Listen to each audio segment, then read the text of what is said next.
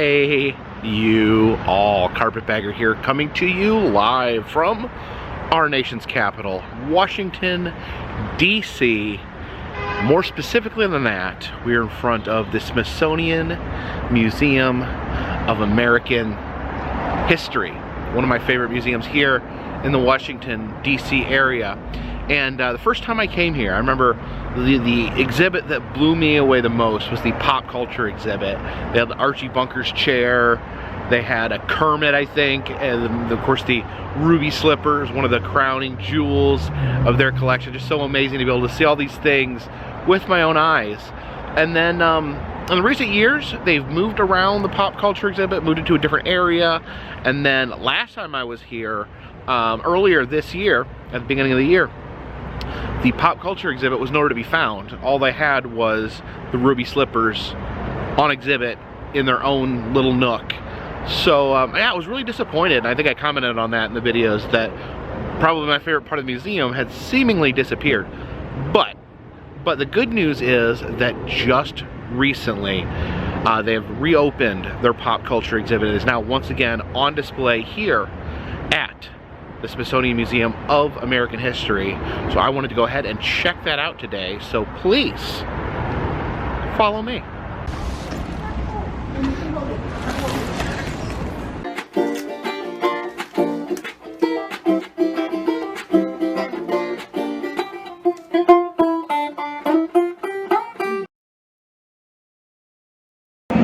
As we enter the Museum of American History, the first thing we see is this custom lowrider here in the lobby. You can see it's got a fuzzy top there. I wonder how that does in the rain. Maybe you need to make sure you're parked in a garage of some sort. And then you see the owner's, I assume that's the owner and his family right there.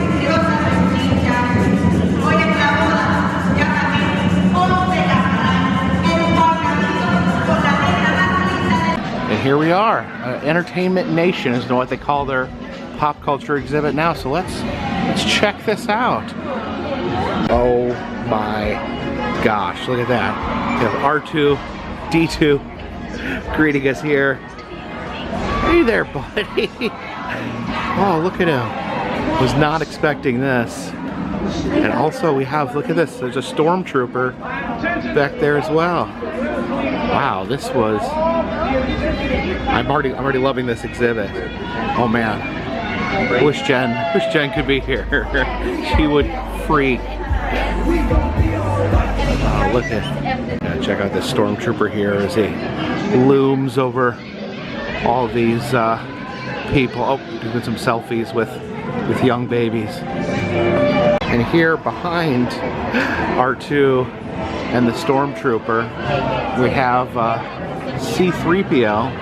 This is the C-3PO from Return of the Jedi. I guess this is the R2-D2 from Return of the Jedi. This exhibit is already amazing. I'm pretty much just in the entranceway. We've already seen the screen used, R2 and C-3PO, and there's a R2 and Stormtrooper just walking around as well.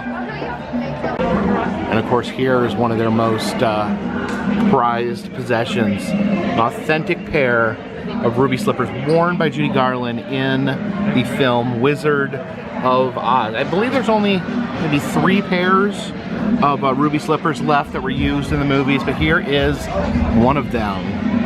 See the red sequins there up close, really amazing. Imagine Judy Garland's foot was inside there. And this is also amazing.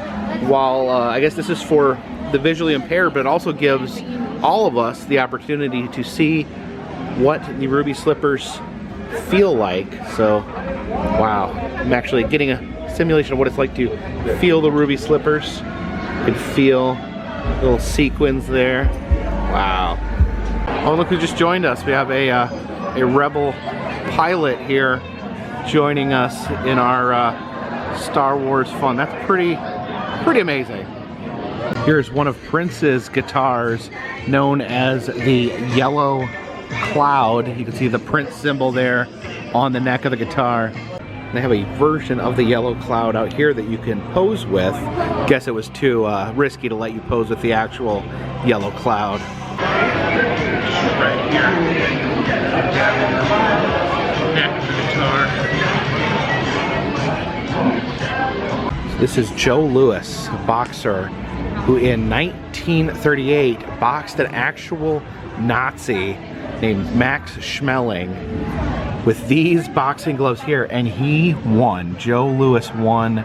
He literally punched a Nazi unconscious with these very gloves. And if that doesn't make him a hero, I don't know what does. Yes, an African American man able to take out his frustrations on one of the most racist types of people, the Nazis that were in Germany at the time.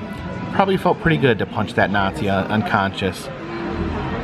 Yeah, he looks pretty satisfied with his Nazi punching. Here is a costume that belonged to Selena. I wasn't familiar with her music at the time, but I do remember when she was shockingly murdered by the president of her fan club, which is just a horrible, horrible chain of events. And yeah, some people have recommended I check out the Selena Museum in Texas, which I may swing by one day. And this signpost here was used in the television show MASH. Yes, it took place in Korea, and they would have signs pointing to all the different locations that they may want to be besides Korea.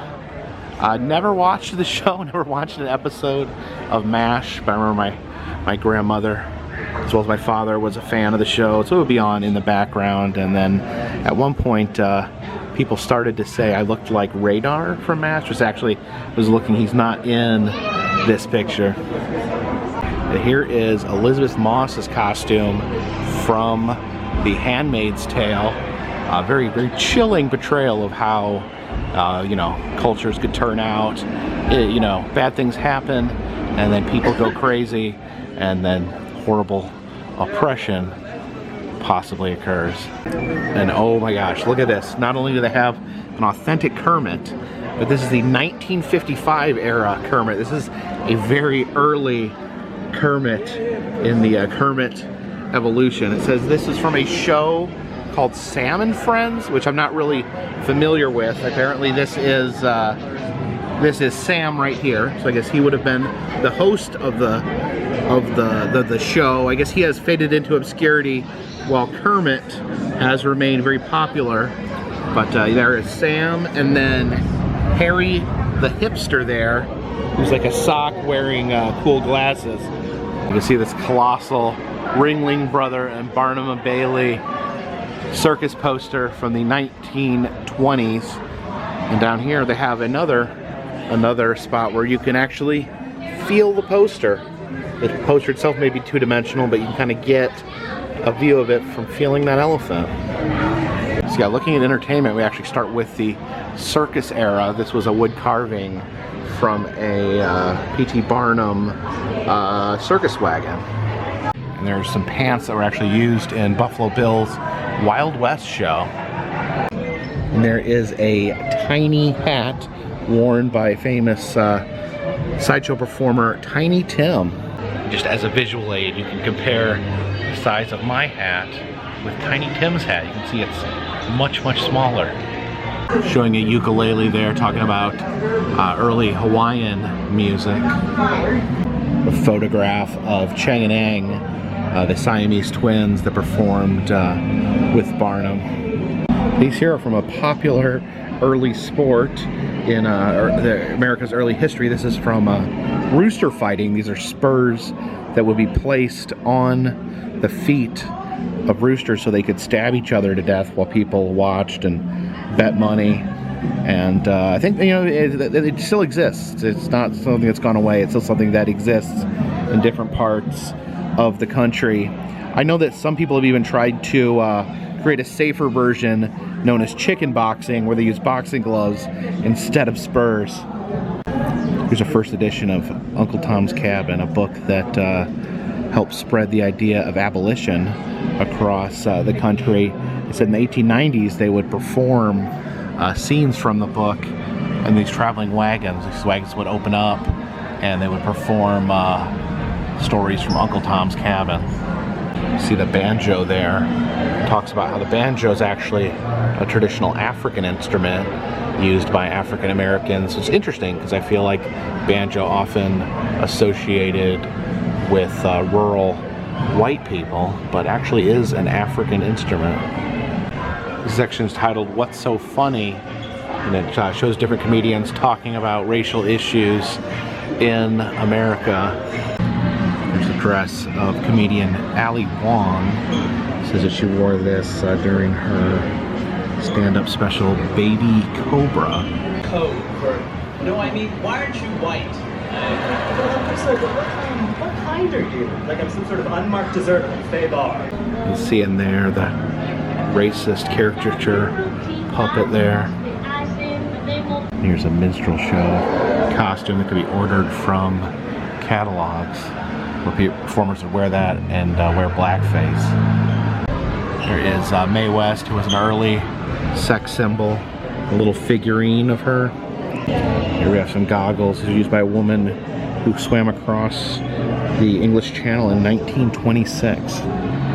There we have one of the most famous ventriloquist dummies of all time, Mr. Charlie McCarthy there. And you see there the radio guide showing a man and a dummy sharing a cigarette.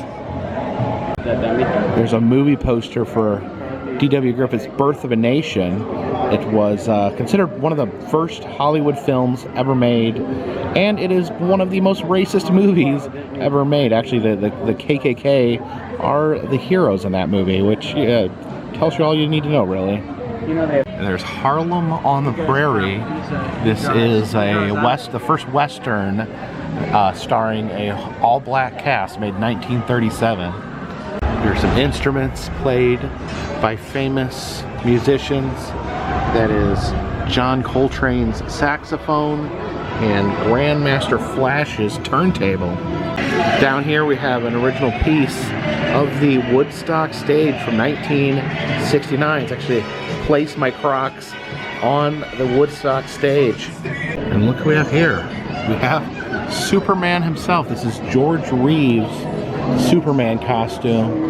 Of course, I've always found it interesting that Christopher Reeves and George Reeves were both Superman, and I don't think there was any relation. And looking at this Superman suit, is not spandex. It almost looks like it is wool. Looks like it might be kind of uncomfortable, actually. And there you can see the Mask of the Lone Ranger. That's from the 1950s version of the show. Wide variety of American pop culture figures, from this Diana Ross's dress here all the way over to Muhammad Ali's robes. The whole exhibit here kind of weaves all the different forms of entertainment together. Music, movies, sports. Kind of creates like an American timeline. It's a costume from the play Fiddler on the Roof. These are the shackles worn by LeVar Burton in the TV special Roots. It's about slavery. You can look though at those though. You can see that there is padding on the inside, I guess, to protect LeVar Burton during the filming. Here's another item that was in the past pop culture exhibit. You have Archie Bunker's chair there, his chair that he would sit in and spout off his ignorant views. I don't think I've ever actually watched an episode of All in the Family, but I know that it was a big cultural thing. I remember my dad telling me that it was like the most popular thing when he was growing up. And here we have a section on women in sci-fi and fantasy. Now this is amazing. From the 1960s Batman television show, there is pieces of Catwoman's costumes. These are all worn by Julie Newmar. You can see the Catwoman ears there, the locket that she wore, and these really cool opera gloves with like the pointy fingernails on them. Again, I always felt like this was one of the best shows ever created. It's amazing to see this in person. And here is Lucy Lawless's costume from Xena Warrior Princess. If anyone else remembers that show from the 90s. So it has her sword there. And I think this was like a boomerang type thing that she would throw at baddies. And there's Dana Scully's FBI badge and business card from the X-Files. Not familiar with this outfit here. It says this is from a show called The Guild. There we have the katana of Michonne from the Walking Dead TV show. That show actually ended recently. I have not watched the last season yet, and I may not watch it. But yeah, so some good memories from watching the show and stop watching it several times and started watching it again. And apparently it's ended recently, but not really, because they've made like 3 or 4 spin-offs. So yeah, Walking Dead keeps rolling on, but this is definitely an iconic item from the show. These 2 suits here apparently worn by the same character in the show Star Trek Discovery. Again, one I'm not necessarily familiar with. Now this is pretty amazing. This children's television section here. There we have Elmo. It says that this was added in 1984, which must have been right around the time I stopped watching Sesame Street, because I vaguely remember Elmo, but he didn't dominate the show until I had pretty much moved on to other television shows. But I definitely remember Oscar the Grouch, a dirty creature, a dirty monster that lived in a trash can and pretty much hated everyone, but yet somehow he was still a friend to all. Everyone in Sesame Street, you know, appreciated Oscar for what he was. He was a grouch, and they respected his grouch culture. Actually, I think in the lore of the show, I think Grouch may actually be a particular species of monsters that Oscar belongs to. He wasn't just a grouch because of his personality. It was actually part of his DNA and culture. This is Rosita here. So she was added in 1994. So yeah, that's a character I'm not necessarily as familiar with. And my daughter Anna, she didn't watch that much Sesame Street, honestly. It was a staple of my childhood, but not necessarily hers. Some animation cells. We got Dora the Explorer. We have SpongeBob, and my favorite when I was in elementary school, the Teenage Mutant Ninja Turtles. And right over there next to Oscar, we have the coat, the jacket and shoes of Mr. Rogers, the pretty much the godfather of children's television. Kind of defined what children's television could even be. And yeah, one of the few human beings on this planet that is believed to be actually good through and through and not have any apparent negative qualities. Considered to be a very genuine human being, and hopefully that's true. Hopefully we don't hear someday some bad thing about Mr. Rogers. So I like that we have at least one person that never did anything to disappoint us.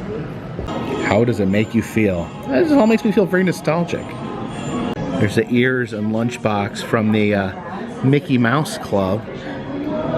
I said Charlie McCarthy was probably the most recognizable ventriloquist dummy, but probably the most recognizable marionette would be this guy here, Howdy Doody.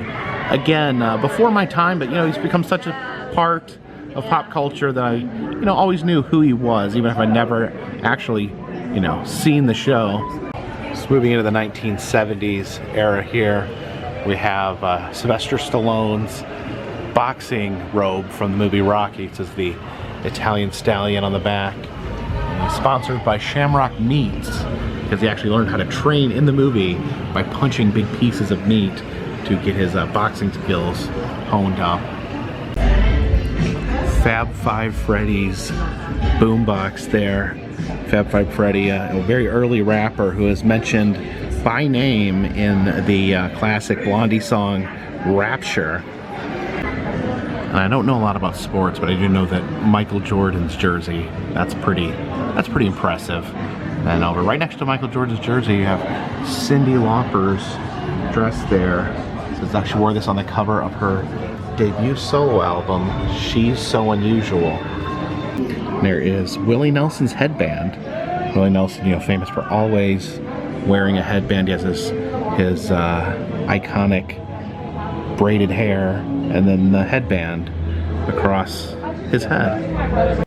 Here's a prop egg from the Alien movies. You see that's the egg that the chest burster would come out of. You can see a crack there, so it's getting ready to hatch.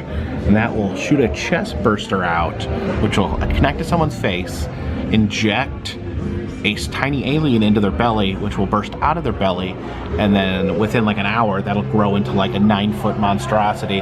Very complicated and unique life cycle. And there's a blue lab coat with a bow tie. Is this like a costume that you can identify a person with without them having their head on? Because that is Bill Nye, the Science Guy's outfit. And that's pretty fun there.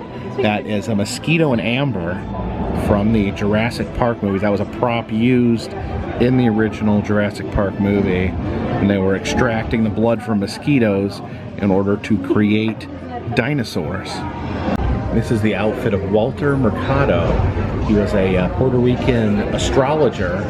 I'm not familiar with him, but it says he had his own television show where he predicted the future and told fortunes. Down here we have his crystal ball, which he would use to form those acts of mysticism. Okay, this is pretty bonkers right here.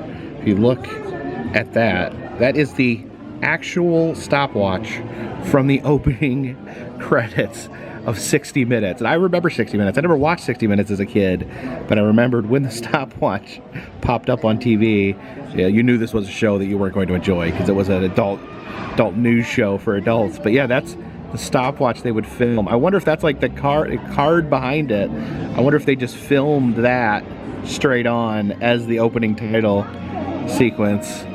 Yeah, I guess you had to do things old-fashioned back in the day, just film the stopwatch. It's really crazy though. Getting into more modern history here, we have a COVID mask.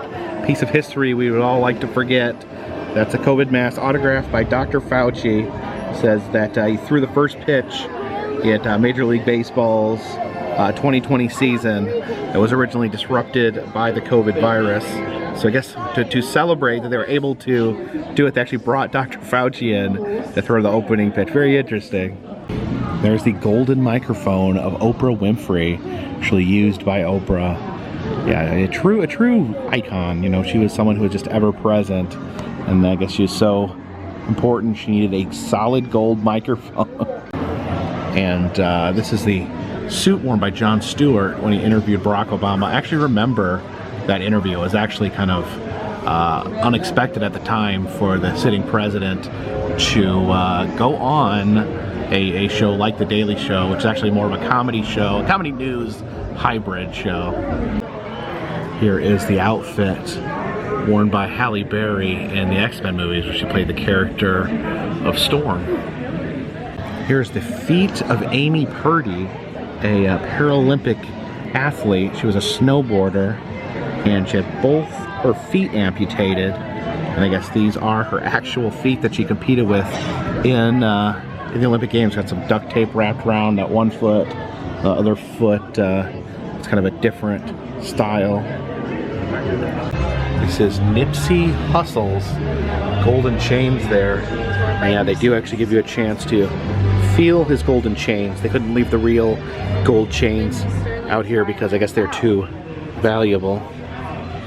Talks about the Dixie Chick. Talks about the Dixie Chicks controversy for criticizing George W. Bush. And right above that, they have Toby Keith's guitar, where they had a big public feud with Toby Keith being incredibly patriotic and supporting George W. Bush, with the Dixie Chicks you know, still being patriotic, but being very critical of George W. Bush. Then we have Ellen's suit from when she received the Presidential Medal of Freedom. Now, why did Ellen, just out of curiosity, why did Ellen receive the Presidential Medal of Freedom? I'm not sure what she did, but yeah, she probably did something great. And then we have Captain America's shield, a true American icon, to the point where he actually has America in his name, since this particular shield was used in Captain America the Winter Soldier. Out here we have the history of communication through entertainment. This is a Edison projector here from 1896.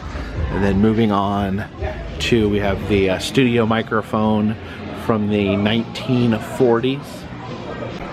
We see a 1957 television along with a 1970s cinema processor for making big budget blockbuster movies. Here we have a cable box. This is from 1982. I remember having something similar to this as a small child.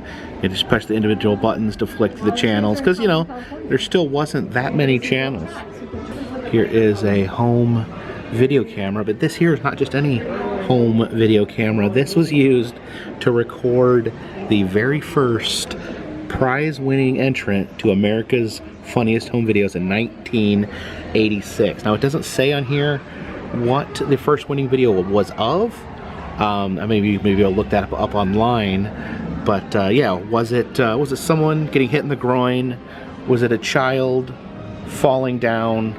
Was it someone falling down a flight of stairs? A lot of falling down happened in that show. But yeah, we saw people's home misery turned into our entertainment. And there we have a mobile phone.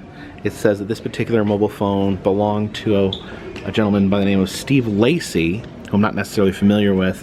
It says that he was a rapper that built his career on basically a smartphone, used the different apps and whatnot to basically be a self-made musician. There's a billboard where people can put a time the entertainment inspired them. See here, it says, "Night at the museum led me to a Smithsonian internship and a career in museums." That's pretty cool.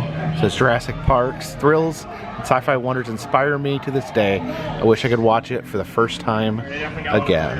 And this one just says, "Murder Docs," with a little heart next to it. We have the merch stand here with Dorothy and Muhammad Ali, and here's some Christmas ornaments. These are, I guess, are these Muhammad Ali's boxing gloves? I'd like to think they're the boxing gloves that Joe Louis used to punch a Nazi in the face with. Oh, and look at this, you can actually buy a replica of the ruby slippers. These actually do look very similar to the actual ruby slippers. It'll only set you back $450. And we have the ruby slipper ornaments, as well as little ruby slipper snow globe there. There's no place like home. Oh, look here, we got a bin of Totos. Oh, they have these really cool Wizard of Oz pins here. Actually, I love that. Oh, I love that flying monkey. I'd buy that for my hat, but it looks really big and heavy. So that is their new exhibit here, the Entertainment Nation, and I loved it. It was great, and I feel lucky to have been able to see it so quickly. It's only opened on December 9th, so I'm really happy that I was able to swing by here and take a look at this new exhibit. The only criticism I may have is it's organized in kind of it's entertainment. It's a very general subject. So you're talking about music, sports, movies, television shows, and their timeline they use like a timeline where they kind of mix all the different items together, which I guess some people might think that's a good way to organize it, and maybe it is. But I would probably liked it if maybe they had separated the three sports music, movies, sort of separated that into different sections. It would just been easier for me to follow, and it was just kind of felt like it was going all over the place. But I think maybe that was kind of their intention, was to kind of show the culture as a whole, how it's mixed together, how everything is intertwined. So I can definitely see the interesting choice of how they laid things out. But yeah, it's so great to have it back, because it's been gone for a few years, the true pop culture exhibit. So it's great to see it back and to be able to come out here and see it very early on in its existence. So we have a little music exhibit out here in the hallway showing how people actually consume music, listen to music. You see the big horns there. Here is a gramophone record from 1888. And that takes us all the way to the iPod. Yes, here standing in a museum looking at an iPod. This is the Diamond Multimedia Rio. This is apparently the first portable digital audio player. It predates the iPod.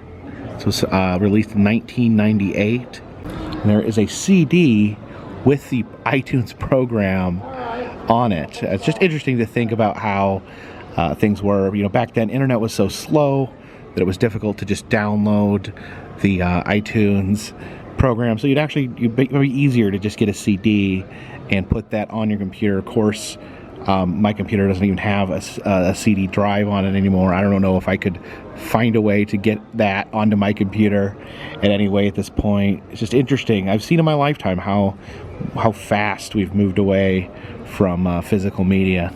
And there's a teeny tiny MP3 player. This is the SanDisk Sansa with flash memory, released in 2008. This is a section on the American presidency. I believe this was actually under some refurbishment last time. It was only partially open, so I wanted to see if the whole thing was back open again. And wow, this is really fascinating. This is when President Garfield was shot. They used this device to try to find the bullet. This device was actually used by Alexander Graham Bell. Tried to use telephone technology to locate the bullet in Garfield's body. So that's pretty wild. You think about Alexander Graham Bell trying to rescue the president using this crazy machine. So yeah, this is the assassination section of the American presidency. You have the assassination of Warren G. Harding. You have William McKinley over here.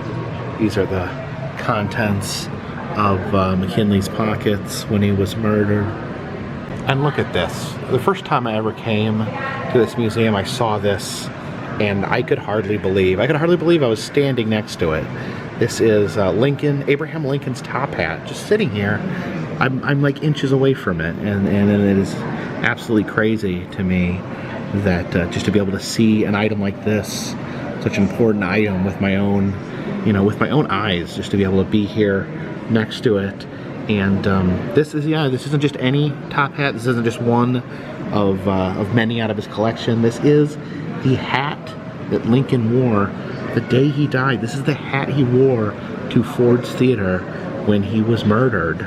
So yeah, that's one thing about the Smithsonian. It's just some of these artifacts are just like, how could you even put a price on how valuable that is? It's just so amazing that they have things like this. And we see these right here are the people involved in the Lincoln assassination. We actually have a set of handcuffs that was used to bind them during the trial, as well as this jail key that locked them up. Here's a drum that was used to play during John F. Kennedy's funeral. Here we have a case of toys inspired by U.S. presidents. You have, of course, Lincoln Logs, named after President Lincoln. And I don't know if I've seen this, but this is the exciting new game of the Kennedys. Oh man, that Rushmore is looking crowded. Probably the most famous toy named after a president, the teddy bear, named after Theodore Roosevelt, and they're still called teddy bears to this day. There's a George W. Bush Jack-in-the-Box. Says it plays Hail to the Chief when you turn the crank. here's a pretty fun item here. This is a presidential hair collection where they were collecting hair of every president. It actually there at the top is George Washington's hair. A genuine clipping of George Washington's hair. So this collector, I don't know if he had an in with a White House barber, but he got all the presidents from George Washington to Franklin Pierce. So quite a few presidents. I don't know. Does anyone have the full presidential hair set that has hair from every single president? I don't know. Does that exist somewhere? I'd like to see it. Also, just a question to throw out there to the viewers: should we clone these presidents? We have their hair samples, so we could just extract the DNA and make us a new George Washington, a new James K. Polk. Would that be a good idea? Or would they turn out to be soulless monsters? Here are some more mean-spirited presidential toys.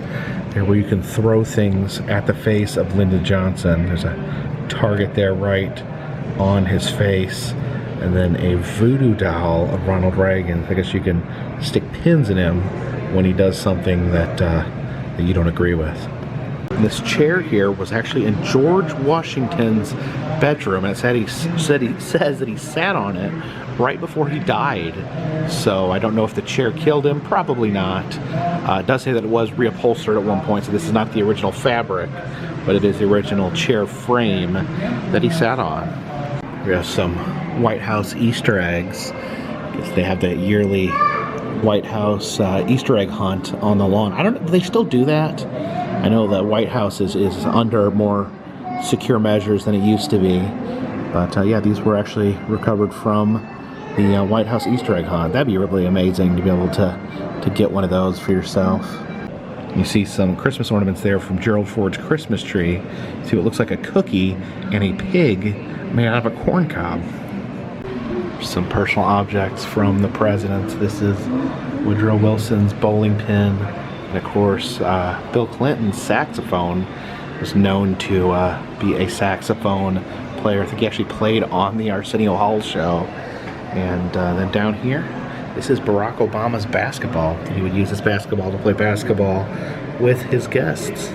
This is Warren G. Harding's pajamas. So Warren G. Harding actually wore these to bed. I don't know. That's an unusual style for a president, I think. Here's the case on impeachment, but it's actually being currently redesigned. You have this new sign here blocking out most of the old exhibits because, yeah, it says history happens because, I guess, since they built this case, there was 2 more impeachments, both impeachments on the President Donald Trump there. So they have this new exhibit blocking out the old one. It's actually blocking the Watergate file cabinet there. That you used to be able to see the damage done. Oh yeah, you can see a little bit there. The damage done to the case there by the Nixon administration as they broke into the Watergate hotel.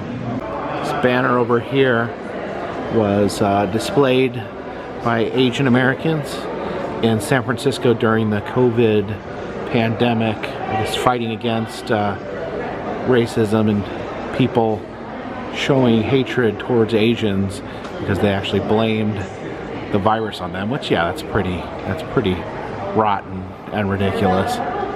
So thank you for joining me here today at the Smithsonian American History Museum. Always one of my favorite museums to check out when I'm in the Washington, D.C. area. I definitely love checking in, seeing the new exhibits, and I was super excited about this one. It's been a long time coming to get the pop culture artifacts back in the museum, and they've done it in a very interesting way. I definitely like to see what you guys feel. If you guys have been here and visited, what did you feel about the new exhibit, or what did you feel about the exhibit seeing it here in this video? So thank you guys so much for watching. If you like these videos, please subscribe. I travel around the country. I film roadside attractions, amusement parks, museums, haunted houses, and other fun random stuff. If you'd like to support the channel, consider donating to Patreon. $3 or more will get you a postcard once a month from me to you. Also selling enamel pins in the Etsy shop, including the Carpetbagger Fiji Merman, which is currently available. All that is in the description of this video. And all that helps to keep this train on the track, this boat in the water, and this dirigible in the air. Until next time, my friends, this one's in the bag.